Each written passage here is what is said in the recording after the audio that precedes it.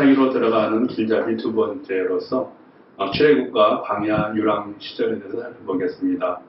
야곱은 12아들을 두었죠. 그 중에 요셉을 가장 편애했습니다. 이것을 시기한 형들이 요셉을 애굽에 팔아넘겨서 요셉은 종으로 팔려가게 됩니다. 그러면 그 요셉은 감옥에 갇히는 등 우여곡절 끝에 성실함과 하나님의 은혜로 애굽의 총리에까지 이르게 됩니다. 또 그리고 바로왕의 큰 신을 받게 되었죠. 여러 해 동안 큰 기근이 들었을 때 요셉은 자신을 팔아넘긴 형들을 용서해 줄 뿐만 아니라 아버지 야곱과 형제들을 포함한 70여 명의 가족을 헤브론에서 애굽으로 불러들여서 비옥한 고센 땅에서 바로왕의 가축을 기르게 함으로써 생계를 이어갈 수 있도록 하였습니다.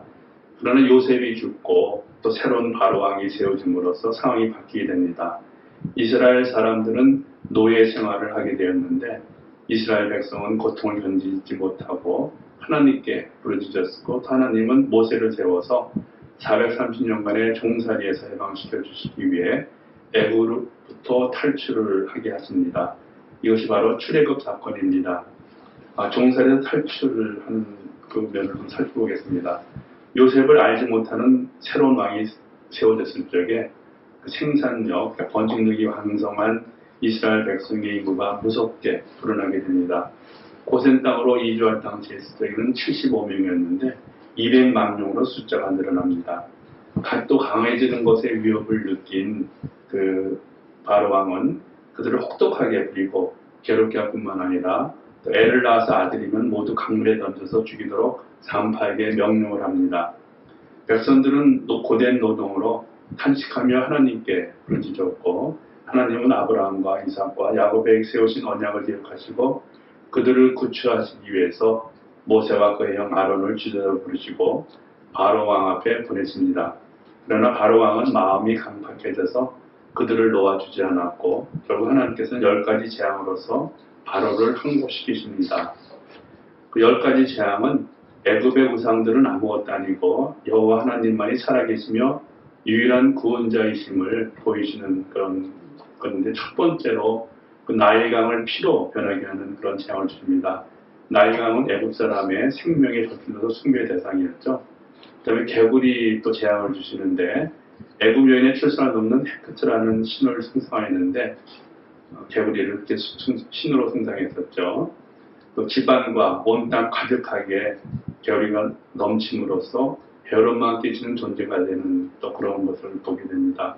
그 외에 이 파리, 집짐승의 죽음, 피부병의 전염, 우박, 메뚜기 소동, 온 땅이 어둠이 온 땅을 덮는 이런 재앙을 주십니다.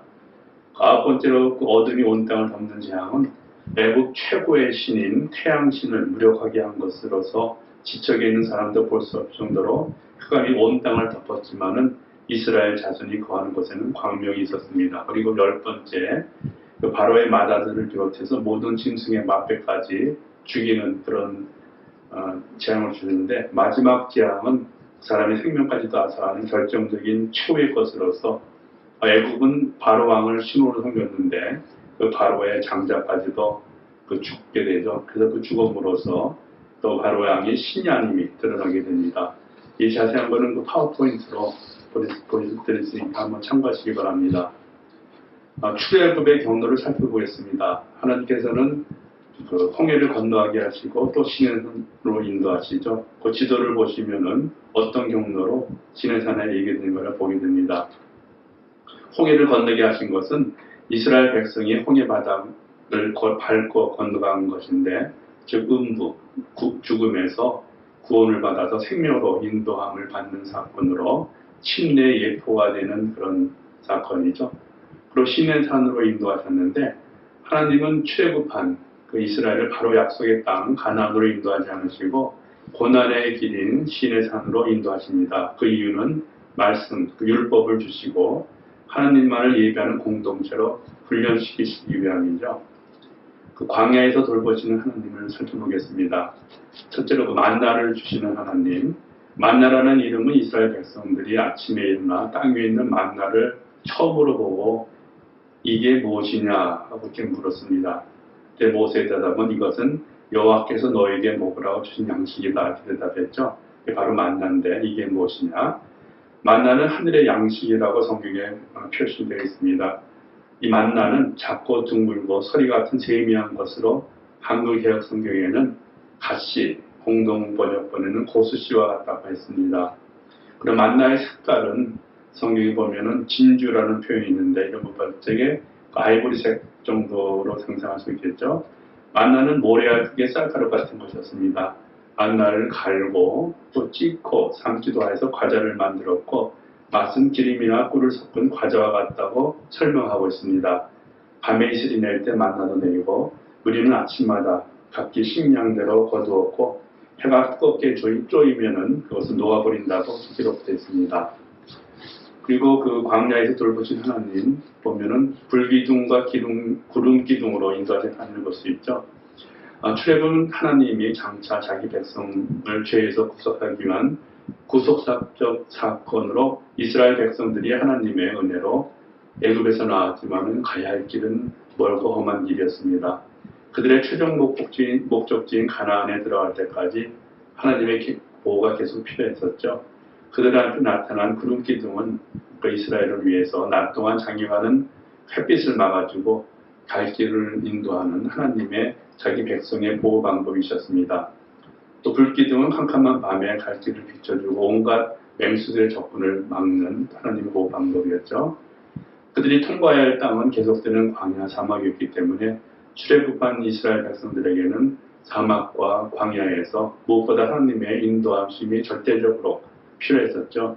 그래서 하나님의 임재의 상징인 구름 기둥과 또 불 기둥으로 이스라엘 백성을 인도하셨습니다. 예레미야 2장 6절에 보면은 그들이 우리를 애굽 땅에서 인도해 내시고 광야 곧 사막과 구더기 땅, 간주하고 사망의 음침한 땅, 사람이 다니지 아니하고 거주하지 아니하는 땅을 통과케 하시던 여호와께서 어디 계시냐 말하지 아니하였도다라고 했죠. 또 율법을 주시고 언약을 맺으시는 한 해를 오게 됩니다.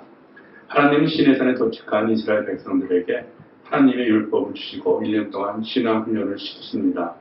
이스라엘을 제사장의 나라로 거룩한 백성으로 세우셔서 전 세계 만민에게 복의 근원이 되도록 하시기 위해서죠. 시내산에서 하나님께서는 제일 먼저 율법을 주신 목적을 설명하십니다. 출애굽기 19장 5절 6절 말씀을 보면은 이제 너희가 정말로 나의 말을 듣고 내가 세워준 언약을 지키면 너희는 모든 민족 가운데서 나의 보물이 될 것이다. 온 세상이 다 나의 것이다. 그러므로 너희는 내가 선택한 백성이 되고 너희의 나라는 나를 섬기는 제사장 나라가 되고 너희는 거룩한 민족이 될 것이다. 너는 이 말을 이스라엘 자손에게 읽어주어라. 하나님께서 이스라엘 백성을 제사장의 나라로 세우신 것은 여러 나라 중에서 구별해서 세우셔서 이스라엘 통해서 세계를 구원하실 것을 밝히신 것이죠. 제사장이 백성을 위해서 대속하는 삶을 살고 하나님의 말씀을 가르치신 것과 같이 이스라엘이 제사장의 나라로서 사명을 하나님께서는 기대하셨습니다. 하지만 이스라엘은 이방 나라와 같이 땅에 속한 자들이 되어서 우상을 숭배하고 또 남과 북이 분열된 후에 결국은 망했죠. 결국엔 참 이스라엘로 오신 예수께서 십자가를 지시고 제사장의 나라와 거룩한 백성으로서의 사명을 완수하시게 됩니다. 율법의 핵심을 보면은 마가복음 12장 30절 31장에 가장 큰 계명으로서 설명이 되어 있는데 예수께 물었다. 모든 계명 가운데 가장 으뜸되는 것은 어느 것입니까? 예수께서 대답하셨다. 첫째는 이것이다. 이스라엘아 들어라. 우리 하나님이신 주님은 오직 한 분이신 주님이시다. 내 마음을 다하고 목숨을 다하고 내 뜻을 다하고 내 힘을 다하여 너의 하나님이신 주님을 사랑하여라. 둘째는 이것이다. 내 이웃을 내 몸과 같이 사랑하여라. 이 계명보다 더 큰 계명은 없다. 예수께서는 이 두 큰 계명을 이야기하시면서 율법의 핵심을 잡아주십니다. 하나님만을 사랑하고 이것은 10계명 중에 1계명에서 4계명에 해당되는 것이죠. 또 이웃을 사랑하라. 5계명에서 10계명 것을 이렇게 핵심으로 잡아주셨는데 그리고 요한복음에서는 예수님께서 3계명으로 사랑이라고 3계명으로 주셨는데 이거 사랑이라고 말씀하십니다. 요한복음 13장 34, 35절 보면은 이제 나는 너에게 새 계명을 준다. 서로 사랑하여라. 내가 너희를 사랑한 것 같이 너희도 서로 사랑하여라. 너희가 서로 사랑하면 모든 사람이 그곳으로서 너희가 내 제자인 줄을 알게 될 것이다. 하나님께서 우리에게 율법을 주시면서 바라신 것은 하나님을 먼저 사랑하고 그 다음에 이웃을 사랑하여 행복한 삶을 누리도록 하시려는 것이었습니다. 십계명과 각종 생활규례, 율법을 주신 다음에 하나님께서는 이스라엘 백성과 하나님이 주신 모든 말씀인 언약의 글, 언약서를 낭독하면서 언약 의식을 냈습니다.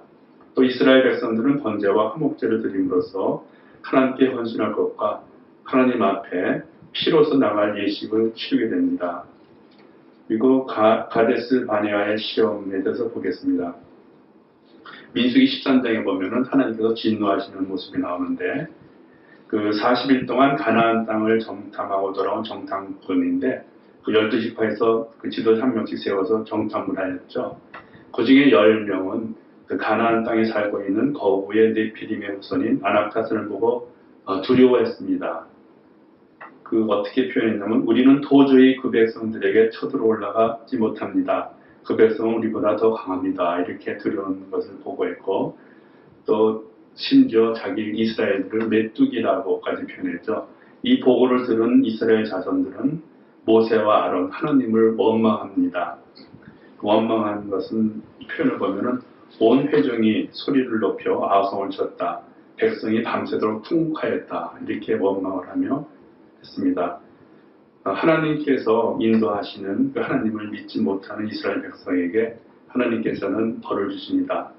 그 40일 동안 가나안 땅을 정탐했는데 하루를 1년으로 계산해서 40년간 광야에서 떠돌 것을 명령하시고 또 출애굽 당시 20세 이상의 그 성인들 또 믿음이 없는 그 1세들은 약속의 땅 가나안에 들어가지 못하게 하시고 광야에서 모두 죽게 만드십니다. 그러나 그 믿음의 두 정탐꾼 여호수아와 갈렙은 약속의 땅으로 들어가게 되죠.